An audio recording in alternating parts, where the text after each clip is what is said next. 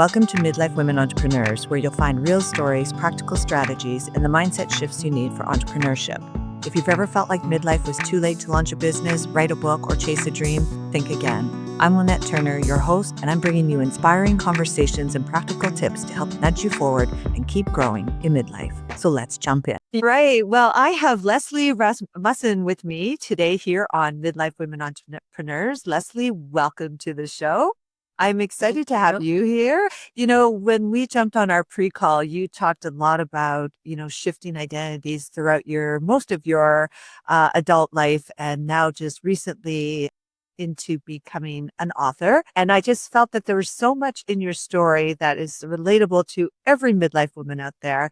And so I wanted to spend some time with you talking about that today, and particularly about your novels as well. So I'm going to hand the floor over to you. I want you to give yourself a bit of a background, and then we'll take it from there. Sounds good. Well, first of all, thank you so much for having me. My pleasure. So my name is Leslie Rasmussen, and I was born and raised in Los Angeles. I went to UCLA, and when I graduated, I went into the television business. First, I was an assistant, and then I worked my way up, and I ended up writing sitcoms for quite a few years. After that, I got married, I had kids, and when my second kid was going basically 2 years old, I realized I couldn't do it anymore. The hours were too hard. So I shifted into being a mom. And then when my sons were both going into high school, I realized, now what do I do? And I couldn't go back to being a sitcom writer. So I shifted again, and I went and got a master's degree in nutrition. I became a nutritionist, and I did that for 10 years. And during the 10 years, probably maybe 5 years before I stopped, I realized I missed the writing. That was my true passion. So I started writing essays that ended up going on to Huffington Post. So I have about 20 essays on Huffington Post.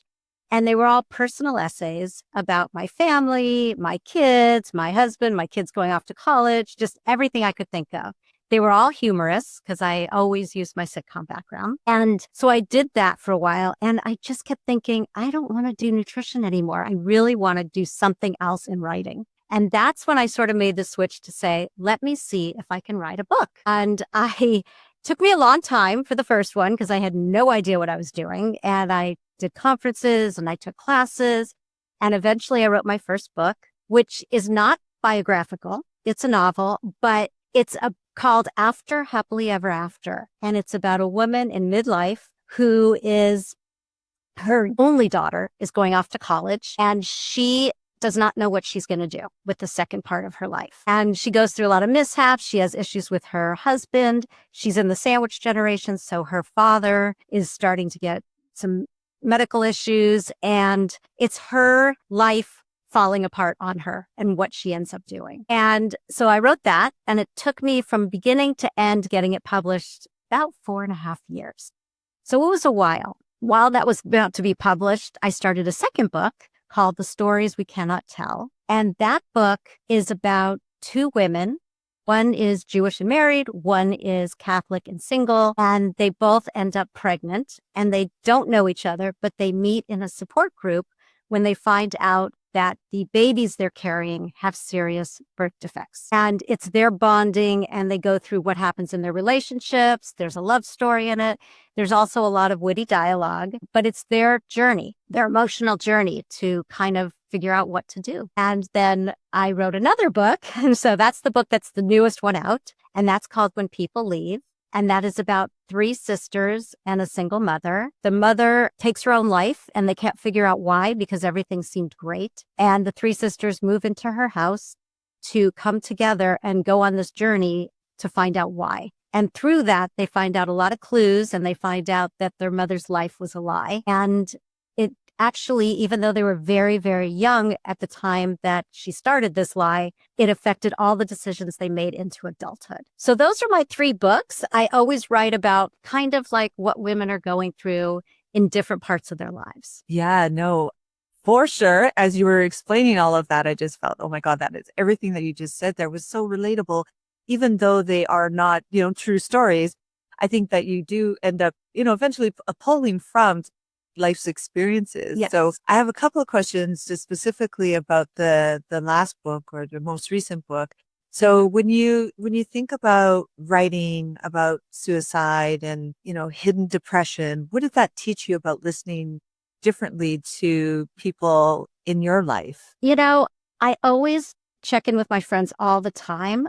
But the one thing about suicide, and I learned this because we did have friends that killed themselves. And a lot of people said, we have no idea why. The families usually kind of had a clue to some of these, but the people on the outside had no clue, including a lot of these people's friends. So I think listening to your friends, and if anybody even remotely sounds like they need help, jump in and start talking to them and make other people aware, because you don't always know. I mean, this book kind of came from there, but really the inspiration was I read an article about a whole bunch of teenagers that went off to college, and their parents were getting reports from them saying, oh my gosh, I'm having the best time. Everything's great. And then the kids killed themselves. And the parents had to go and talk to all their friends and find out why they did this and what happened at college that they had no clue because their kids told them nothing.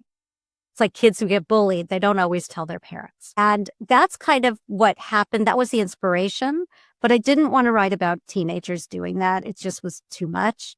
So I came up with this story. Yeah, no, that's tough. And I do want to talk a little bit more about anxiety and stuff, because I think sometimes women in midlife often do struggle to admit when they're not okay. And so how do you deal with that? Like when you just told the story of you've got your inspiration from reading real articles or learning about some of your friends in your network and their kids. How do you sort of handle it? And why do you think women in midlife often struggle to admit, when we're not okay? Women are kind of told from a young age, you're supposed to be perfect. They always say that boys will be boys. And then they expect a lot from girls, even as young as kindergarten. They expect them to sit there. And then when the boys act like up, which is just normal, they go, well, those are just boys. So I think women are kind of taught to we're supposed to be perfect. We're supposed to be perfect moms. We're supposed to be perfect wives. And that's a lot of pressure on anybody. So I think for me, my anxiety probably started a long time ago because my mother was super mom. She had dinner on the table every night. She was a teacher for a while. Then she went back to school. She became a therapist, but there was always dinner every night and dinner with the whole family every night. And I saw her as super mom, and it was a lot of pressure for me. And I think that kind of got ingrained in my head a little bit to not tell people, oh, I'm struggling.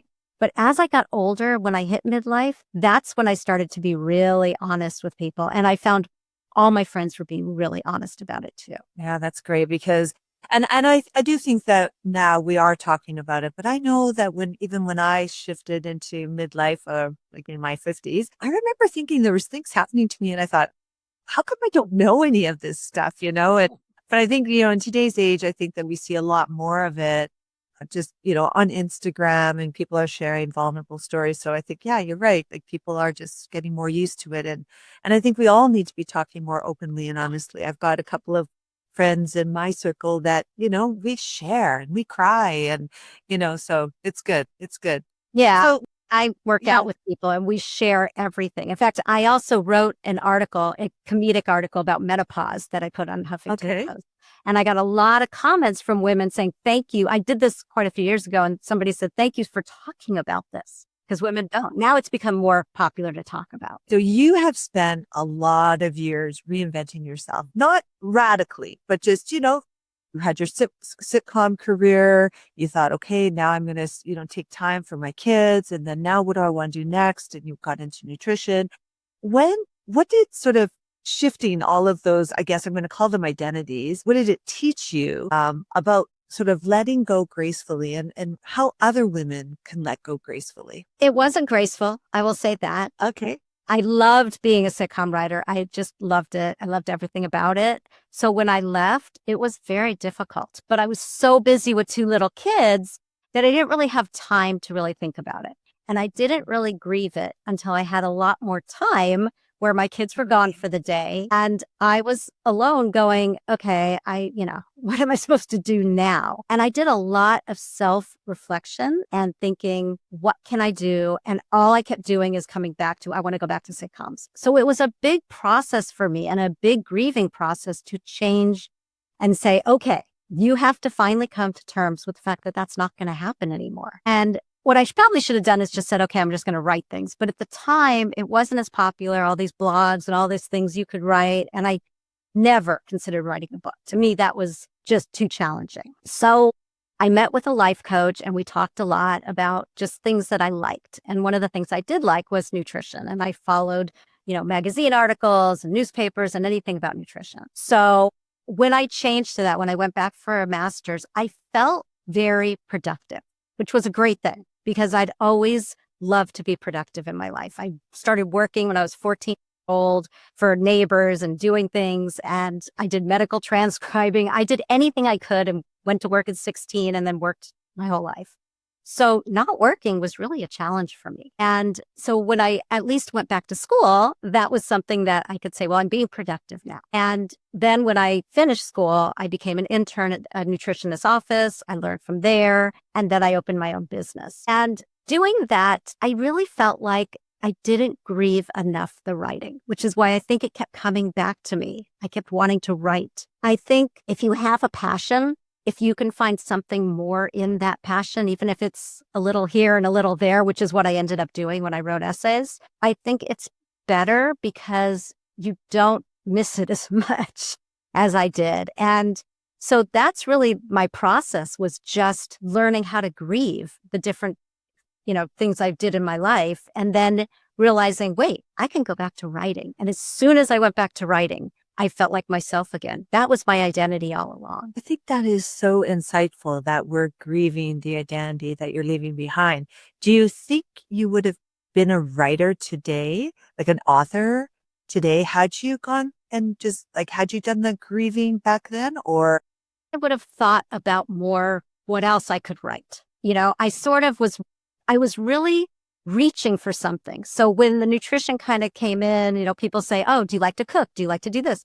When that came in, it was sort of almost a relief. Like, okay, I found something. So I'll go that direction, as opposed to really sitting down and saying, I have more time. I don't have to rush. What else can I do in the writing world that might still fulfill me? So yes, I think I probably would have gone into writing quicker than I did. I don't regret doing the nutrition. I think it taught me a lot. It taught me a lot about people because I worked with lots of people every day.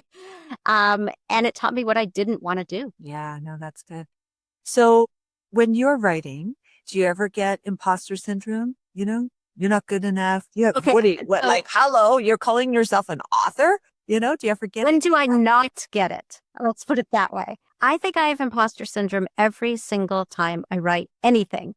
And the vulnerability of putting a book out there for people to say, I hate this, or, I didn't like these characters or anything, is terrifying. When my first book came out, I think I was having a heart attack thinking, okay, what's going to happen? And the first review that came in was a professional review, and it was glowing. And I was like, okay, now if somebody doesn't like my book, I at least know there's a professional out there that liked it.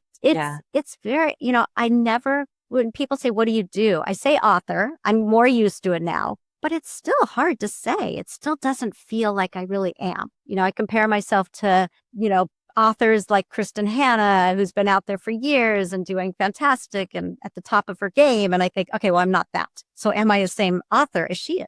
That's where it really comes in. Okay. And so then how do you deal with that fear? When you're putting something out to the world that you might have this imposter syndrome with, how do you continue to create, even though you might think people might not care about it or it won't matter to them?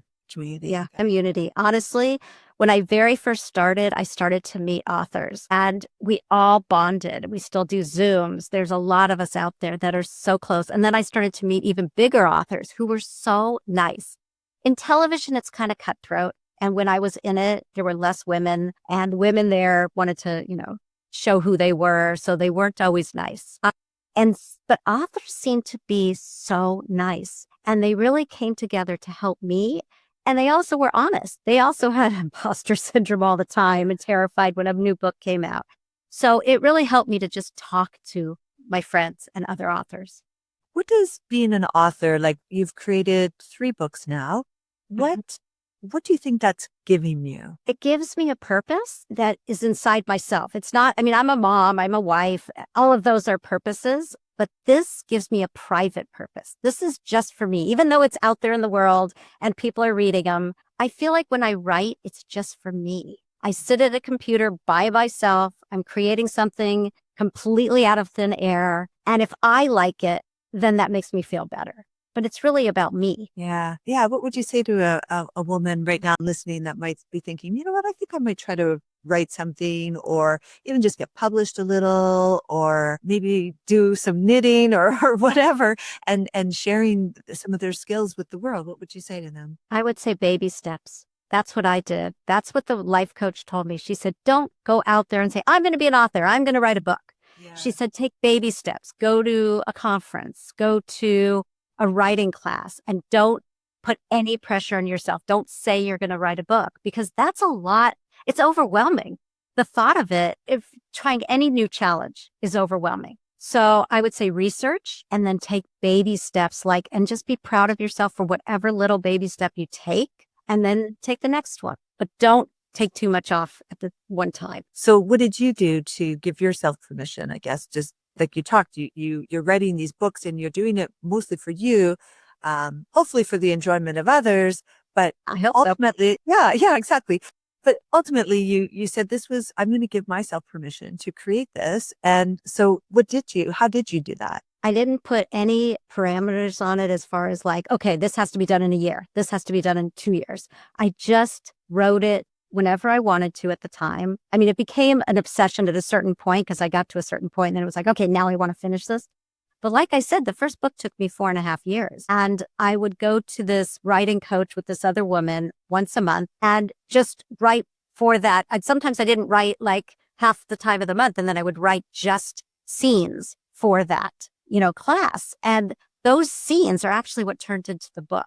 A lot of it was prompts at the time, just write about, your grandmother's kitchen. And then you write that and you're learning how to describe things. It's like, oh, well, that kitchen, I love that kitchen. So I can put that somewhere else. And while I was doing it, I was creating a character that I realized later was kind of based on everything I was going through at the time, everything my friends were going through at the time. We were all kind of, had older parents that we were kind of helping out with in, certain ways. And then we had kids that were getting older and getting more independent. And so that sort of fueled me to write about things that I knew and what I was going through and things that I could put my own emotions into. So it wasn't a diary, but it was almost like that in the dialogue between this woman and her friend, especially when she goes for walks and she's talking about everything she's going through.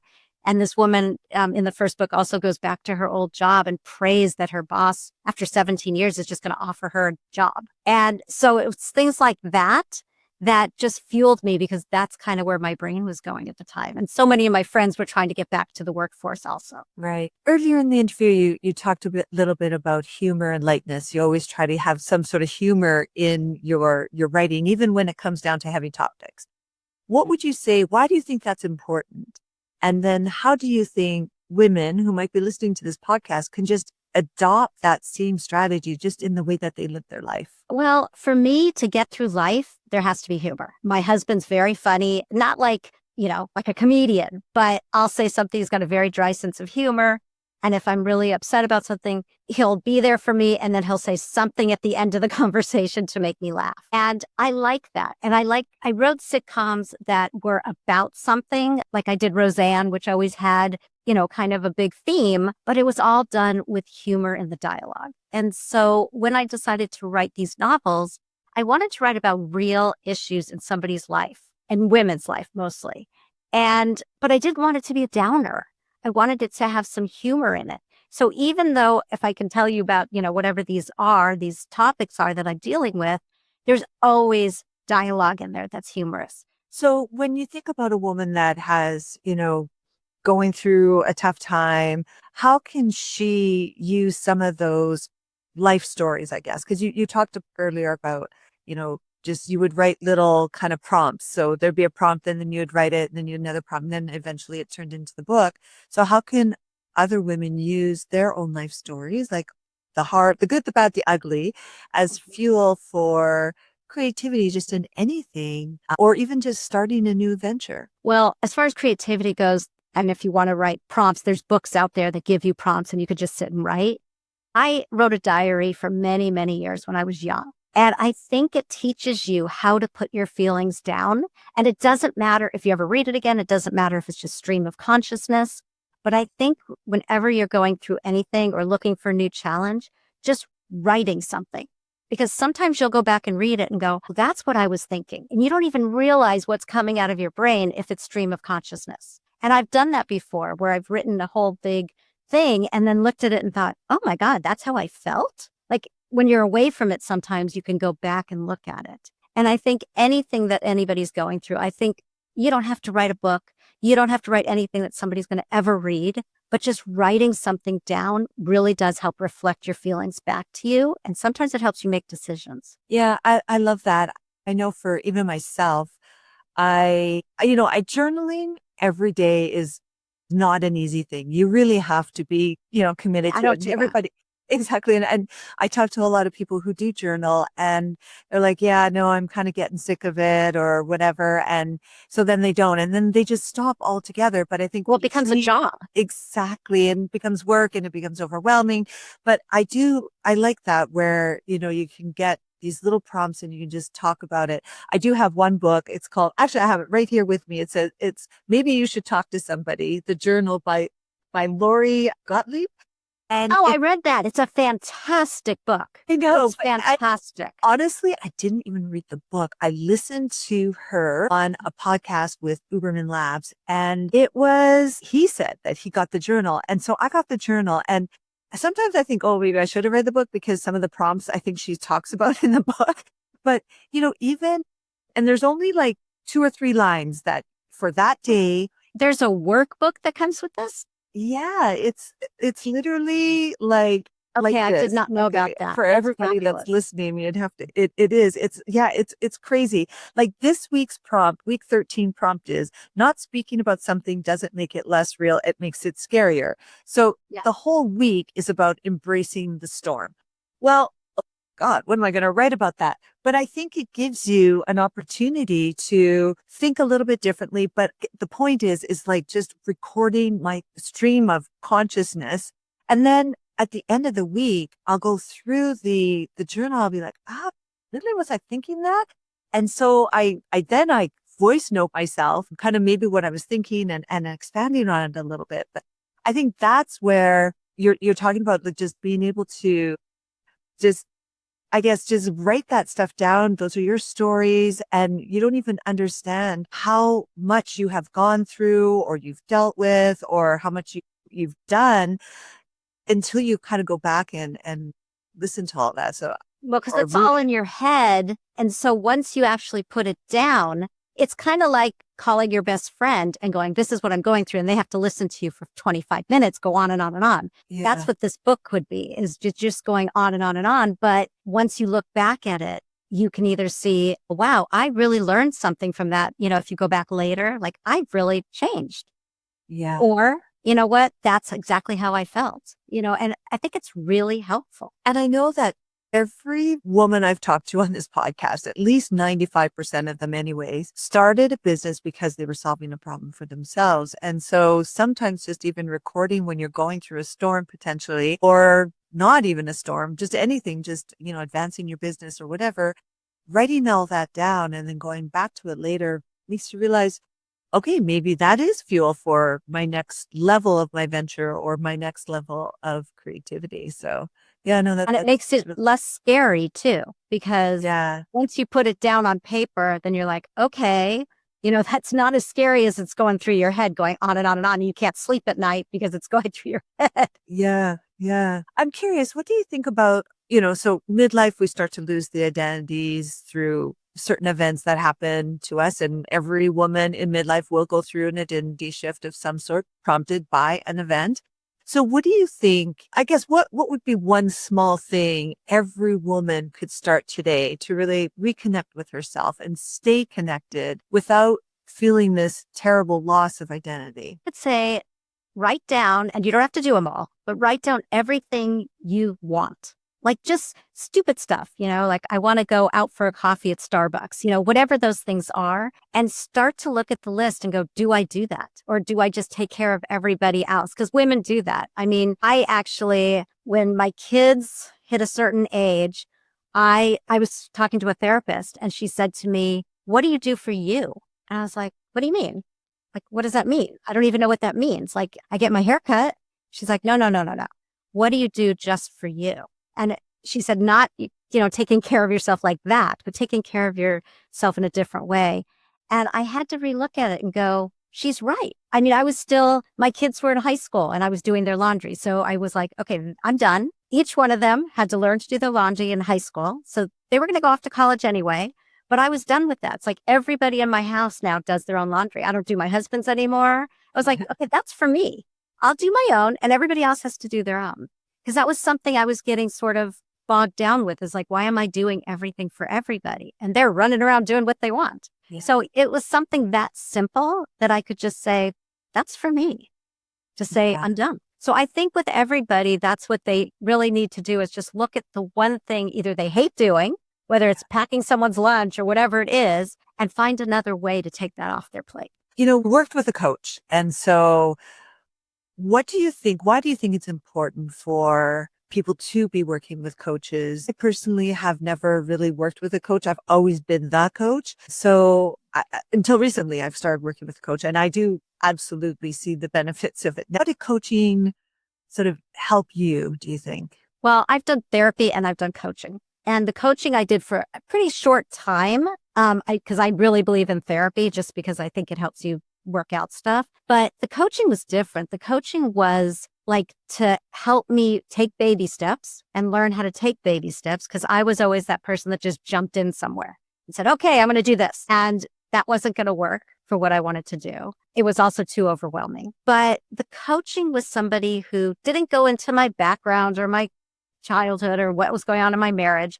It was somebody who sat with me and said, let's talk about the things you think you're good at and the things that you think might be able to turn into something else. So it was more about giving me permission to also put away, at the time, the sitcom writing and say, okay, I'm going to put that in a box. Maybe someday it'll come back to it. You never know. But for now, I'm just going to put it in a box and I'm going to try to figure out something else that I like, that I enjoy, that I'm good at. And it was a process. I mean, it definitely didn't happen overnight, but I thought the coach was really good in making me see reality in that way and making me on my own say, okay, that's just not going to happen. Dreaming is fine, but it's just not going to go there. So let's go back to reality. So when you were reinventing yourself throughout the years, what do you think surprised you the most? I think the thing that surprised me the most was that I could go back to writing and I could find a different way to do something that I loved. And I didn't have to completely give it up. I think that's what surprised me the most, is just that I could say, okay, I'm not going to go into sitcoms, but you know what? What else can I do with this talent that I have that I enjoy? And finding another way to do it. That makes me think about reinvention. And I think about maybe people who are getting laid off from their full-time 9 to 5, and they are, in midlife, and they're out there looking for that same job. And so what I just heard you say is, I was a sitcom writer before, but I'm not a sitcom writer before. I've taken some of those skills, but then reinvented myself into this novelist, this author. And so what would you say to a woman? She had a job. It was, let's just say, a designer of a retail space. We all know retail spaces are becoming extinct because of online. Now she's looking for that same job, but she really should be looking at her skills and mapping them out and reinventing them. What would you say to her to get her started in that direction? Well, first of all, somebody like that has a lot of talent. They're creative and they're good at usually visuals and putting things together and organization. I would look at all those skills and say, okay, what else could I do that's in that realm that may not be designing something at a retail store, but it might be a designer in a different way. I mean, there's other types of stores. There's ways to use that skill to design home design. They could start doing something like that. I think you have to look at your skills, whatever those skills are, and see how they can fit in, and then research. I mean, research is the best thing to do. I mean, ChatGPT will give you 100 careers that use some of your skills. So that's what I would do. I would just start researching and making sure that is what you like too, because you could be doing a job for 20 years just because that's your job, and then stop and you go, well, now wait a minute. Did I really enjoy that? Which part of that did I enjoy? I would take the job apart and see which parts you'd enjoyed and which parts you hated. And then figure out if there's a job out there that you can leave the hating part behind, but you can go in the direction of the things that you enjoy. So Leslie, this podcast is sort of a room, if you will, for midlife women to listen to guests like you, to borrow beliefs from you while they're still trying to find themselves. What would be the one belief that you would want somebody to take away from this conversation today? That there's always a way. There's always something out there that you can do, that can inspire you, that can make you happy. It's just, you have to take the time to really think about what you want. And that's not easy. I mean, especially like if you do have kids still at home, or even if you don't, if you're in a marriage or in a relationship with somebody, whatever those are, you really have to take the time and sit in quiet and just think about it. Or write, like I said, write it down. And so it's out there. But you have to take time. It's not something that can happen overnight. Like for me, I mean, if I would have taken more time, I would have stayed in the writing field. And I don't feel like I wasted 10 years of my life, but at the same time, I was doing a job that I was running my own company. So I learned a ton from that, but I took a job for myself that I thought was going to really make me happy. And it was fine. I didn't hate it, but I also didn't feel the way I felt when I was writing, and still feel when I'm writing. Oh, that's great. All right, Leslie, where are people finding you? Share your books again, and where can they find them? So my first book is called After Happily Ever After, and that's about a woman in midlife. My second book is called The Stories We Cannot Tell, about two 30-year-old women going through pregnancies. And the third book is called When People Leave. That's my newest one that just came out. And like I said, it's about three sisters and their mother. And the books are everywhere books are sold. You can order them anywhere if your local bookstore doesn't have it. You can order it at the library. It comes in ebook, paperback, and it's also free on Kindle Unlimited. The first book is not. The publisher never put it on Kindle Unlimited, but the other two are. The first two have audiobooks. If you like to listen to books, they're both on audiobook. I have a website. That's lesliearasmussen.com. And I do book clubs. I do virtual book clubs. I speak. I do whatever you want. Awesome. And you can follow me and contact me on my website. All right. Well, Leslie, thank you for sharing your story. It was, and your insights and your advice. It was excellent. So thank you so much. And I hope to Thank you for having me. talk to you soon. Thank you. Bye. Hey, it's Lynette. Thanks for listening today. Please like and subscribe. And if there's somebody out there that you think could benefit from the episode, give it a share.